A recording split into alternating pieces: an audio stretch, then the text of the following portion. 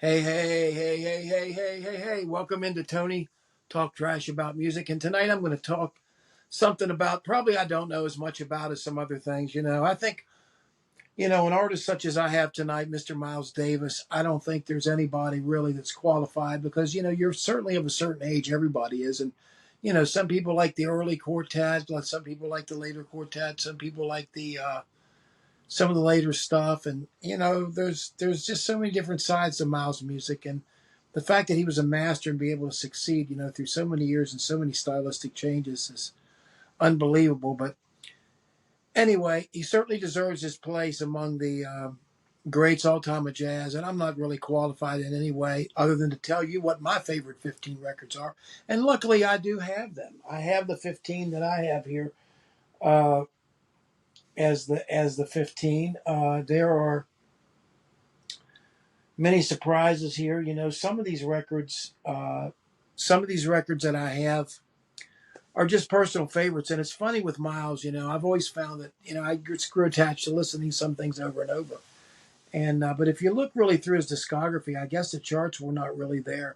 But the interesting thing about was that his prestige, and I do have one of those records in my top list here. And, I'm going to get started here in a minute, but when you look at the charts, you look at Miles Davis, you look at his chart success, and it really started kind of blue. I guess was the first top 10 record he had in the jazz world. Believe it or not, Sketches Spain only 13. It's incredible. Quiet Night, some of the stuff was more on the pop charts. And Miles Smiles and Sorcerer kicked it off. Top 10 as well as Nefertiti, Miles in the Sky, Felice Kilimanjaro. Silent Way, Bitches Brew, big. Live Evil on the Corner, big. Big fun despite that. Get up with it. Then you move on to The Man with the Horn, Star People, Decoy. They're all 1, 2, 3 records as far as it goes. But nevertheless, let's get started. I want to really hit with really some of the records that I really like the most, and it's got nothing to do with what's better or what's not. My father liked Miles Davis too. He liked a different style of Miles.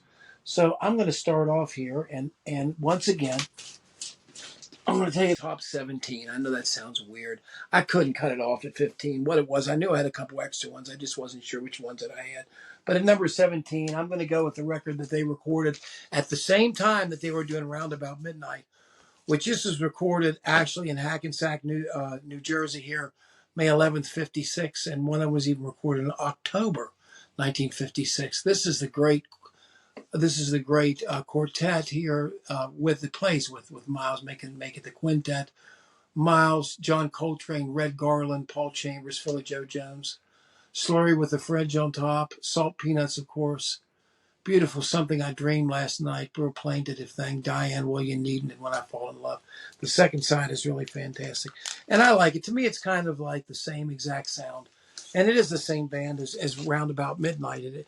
The interesting thing was, man, the one picked up right where the other one left off. So we're going to go on now to a record from 1967 and one of the more successful ones of the second quintet, the great quintet here. And I'm talking about Miles, Wayne, Herbie Hancock, Ron Carter, Tony Williams with Orbits and Circle and Footprints, of course, Freedom Jazz Dance, Gingerbread Boy, These are all just interesting records. This is an interesting one that came out. Most of these compositions, as you see, Wayne had his little book outside, but Wayne Shorter, of course, Orbits, and then Miles, and then Wayne, Footprints was one of Wayne's tracks too.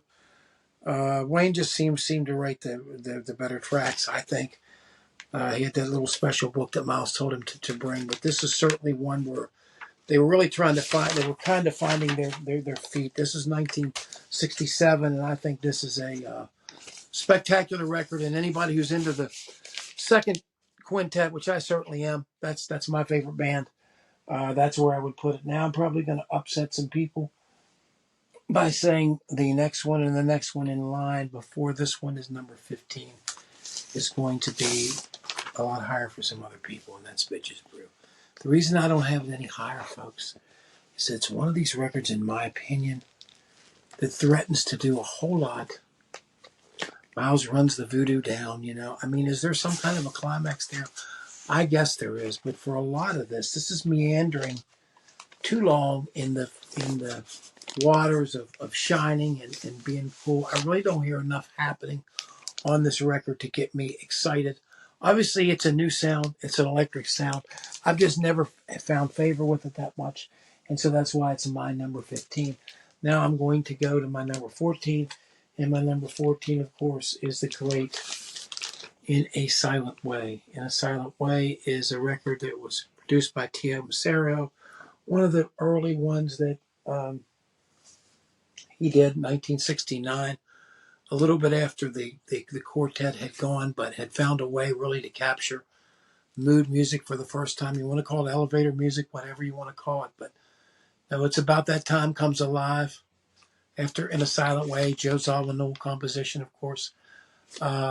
Peaceful really sets the mood. It's a beautiful little way to go with things, and fantastic to me. And that is going to be my number 14. I am going to go with Agartha.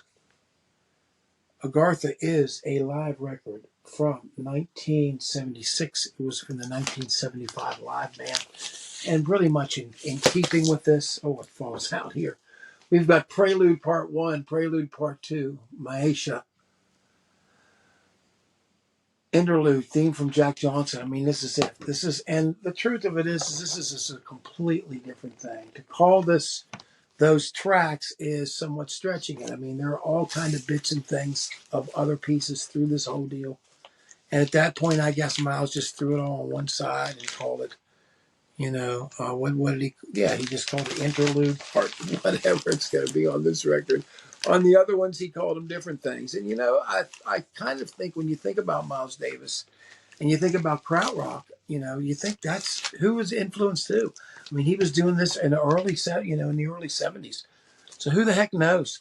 But anyway, Agartha, that's my number 14. My number 13, we're going to go all the way back to the Miles, to the 360 and one of the early ones on the Columbia label. Dun, dun, dun, dun, dun, dun, dun, dun, dun, dun. Seven Steps to Heaven, man. Victor Feldman, Herbie, George, Frank Butler on drums, Anthony Williams introduction on drums, and Ron Carter. Seven Steps to Heaven, I Fall in Love Too Easily. Joshua, something fantastic, man. It's just there's something else that comes. And this is it. And it's hot, and the band is hot, and the band is taking off. And it's Seven Steps to Heaven, man. It's if you don't know it, you should know it. Seven Steps to Heaven. We get beyond that, and where are we going after that? Well, we're going to go to 1976 for my number 12 record, Pangea. Another one of what some people think is a noisy era, the era right before Miles bowed out here. This is Zimbabwe, part 1 and 2.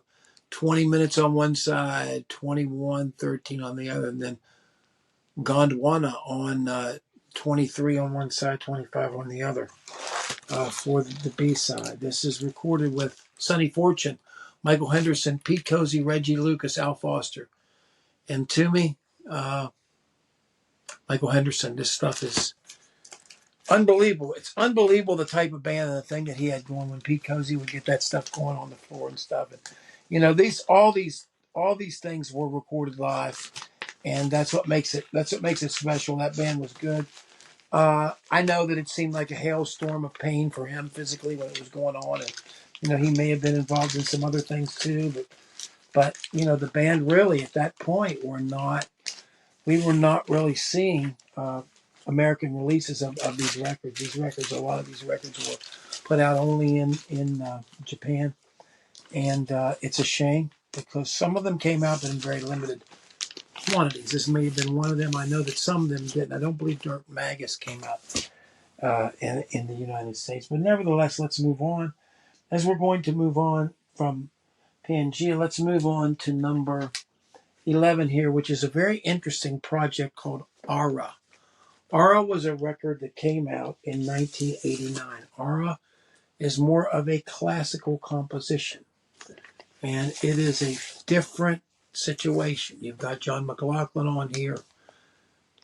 You have all type of great, guitar players from around the world. It's more or less a world music thing happening here. And it's very interesting as they go through the color palette through here.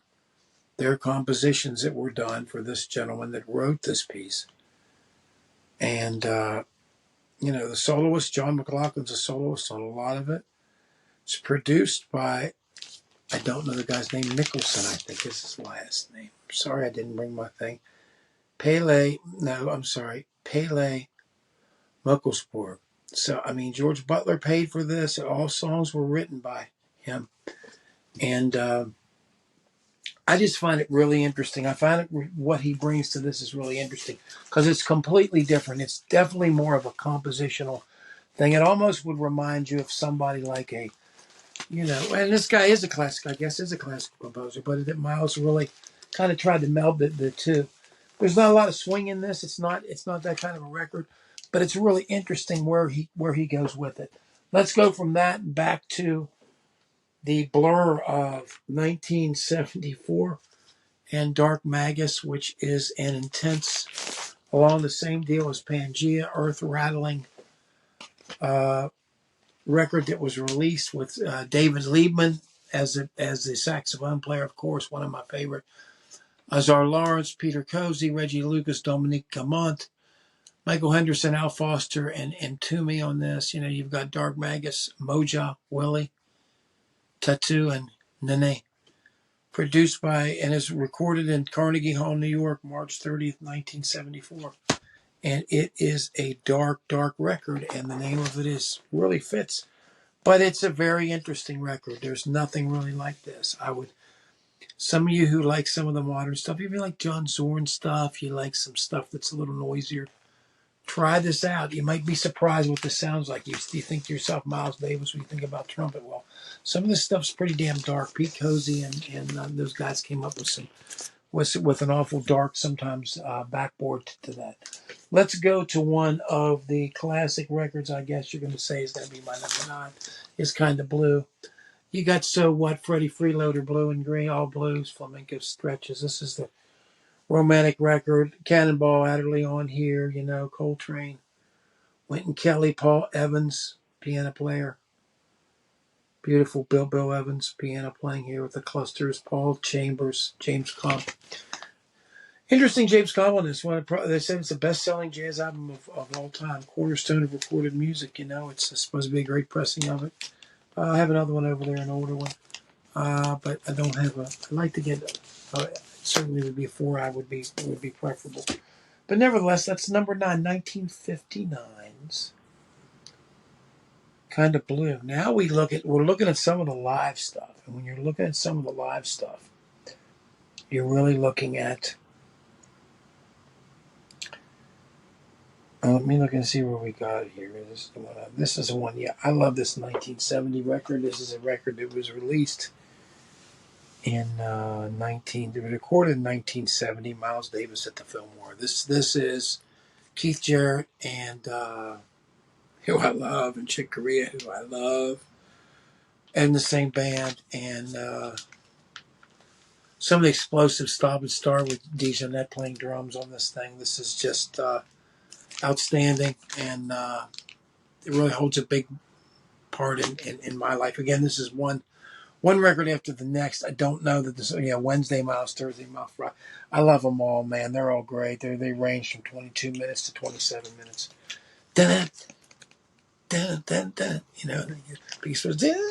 I love it every night. It's about that time, I guess they end with the stuff, but they go through some of the bitches brew and some of the stuff through it, but it's I love it, man. I think it's not as focused, but I think Airto does some decent stuff with the Donkey's Jaw, and it's really neat. Anyway, let's go to number 7, what I consider to be a complete classic all the way, every day, right about midnight. I mentioned it before. Alucha, dun dun dun dun dun dun dun.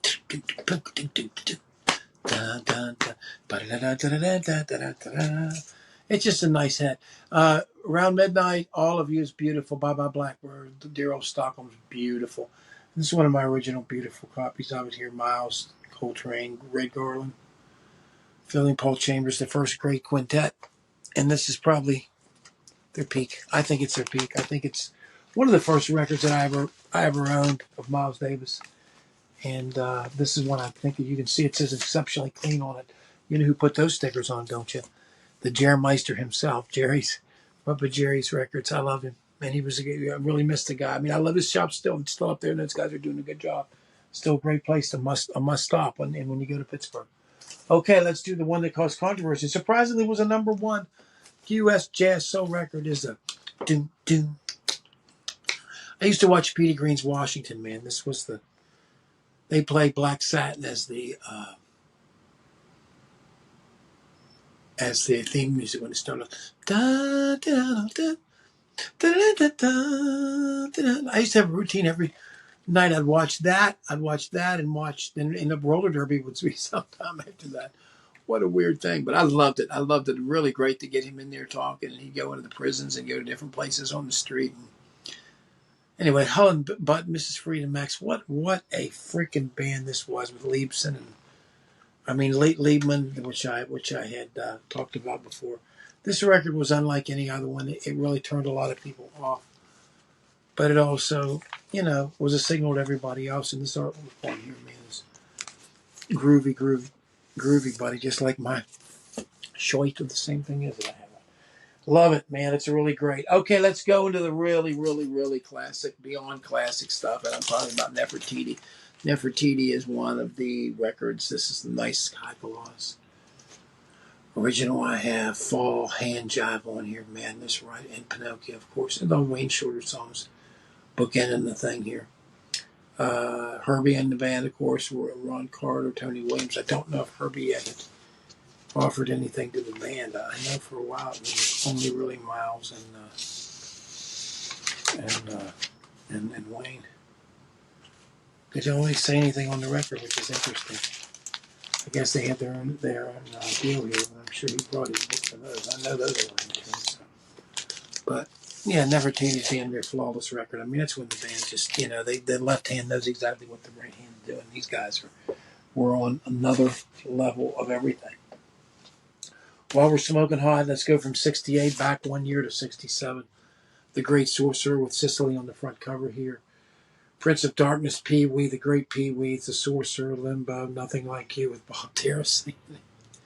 Bob Dare, the voice of Alpha of the 3 is a magic number. He's a voice of that sang on all the early stuff. He's actually on this record, and it's really good. Nothing Like You is really kind of funny.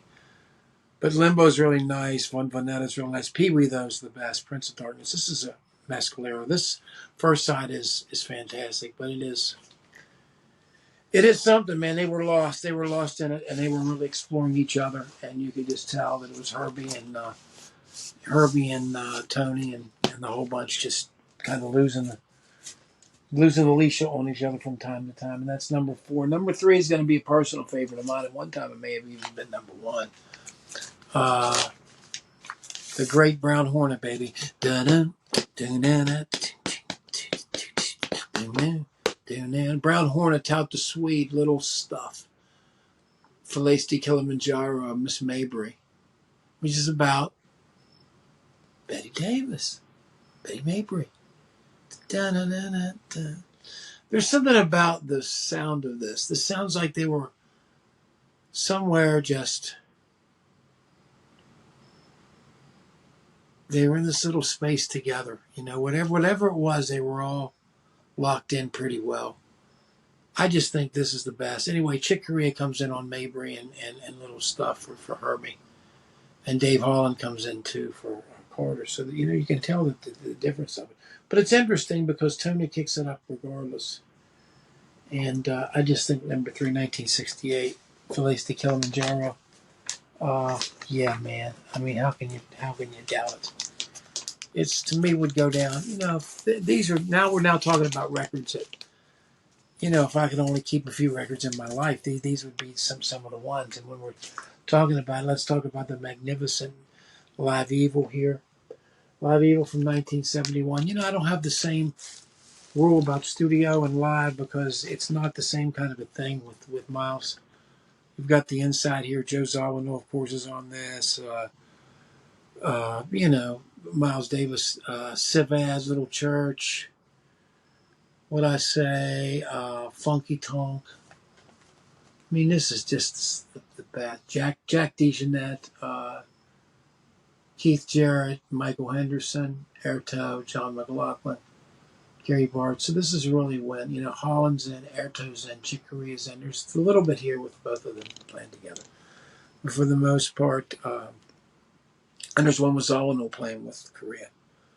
But I just think it was too much going on. And then at one time, but my God, yeah, double image, you know, when you got the thing going on at the same time. I just, yeah, I mean, you can't beat this record. This record is, as far as a live record goes, it's almost like a studio record, the way that it was put together and patched together. But the way it flows from side to side, I mean, I think it's way better than Bitches Brew. Everybody says Bitches Brew as far as, you know, a mood piece or whatever. When nothing happens, well, here it's, a lot happens and crescendos and back and forth. This one and At the Fillmore to me are a lot more eventful. And so I'd like him to take chances and see what's going to happen. Well, that only leaves one. That leaves me the one left, and I'm probably going to surprise everybody by this because I don't think this is anybody else's favorite, but it's certainly mine, man. Miles in the Sky, Stuff, Paraphernalia. Every song, black comedy, country song. These are long blowouts. These are songs that sound like they're studio sessions. That sound like they're going and trying to get at something. Miles, Herbie, Wayne, Ron, Tony, and George Benson joins them on Paraphernalia. So they have a guitar on it. But I've always loved this. This has always been one of my very favorite. I mean, the record is, as far as how it goes. Let's see, as far as the Raiders goes, Miles, of course, claims rating for Stuff. Wayne's Paraphernalia, of course, and then Tony Williams, Black Comedy, and then Country Son as Miles Davis. So it sounds a little more free. It sounds a little less structured than maybe some of the other ones. And then notice, you know, the Wayne Shorter quotient really has a lot to do with that this time. And, you know, Tony got into writing a few. There was a couple that did. Remember that dual Mr. Tillman thing, that funny thing where Miles makes a terrible blowing. His embouchure completely blows up on the one. He gets excited, but they should have probably taken that out, edited that out. But anyway, but Tony's cooking on it. But anyway, yeah, man, that's it. That's my Miles Davis. I love them the best. Obviously, I like the second quintet the best. No disrespect to the end stuff. I have also a lot of those records. I've got most of those too. I just don't see any of those. Maybe Decoy would slip in the bottom of there. Something like that. You're under arrest is funny because of him harassing Sting about saying arrest some of this and like grabbing himself and stuff. It just must have been a pretty funny situation. But anyway, that's it with Miles, man. What does Miles mean to me? Well, my God, I mean, look at the master personnel that you go through all these records and the mastery that you had, and then what they went on and did themselves. I mean, there's some people that are truly grandfathers and you know have led to other things. Then it's funny, you've got somebody else that kind of did the same thing, and I just looked across the room and I saw one of my prized possessions. I've got a Dylan signed biograph set over there. And I'm looking at it, and I'm thinking to myself, well, he's been around as long too, but he really hasn't mentored that many people that have really taken from him and gone on. It's interesting the way, if you look at different artists that way, like maybe Bowie and Zappa and different people that had a lot of people come through their band.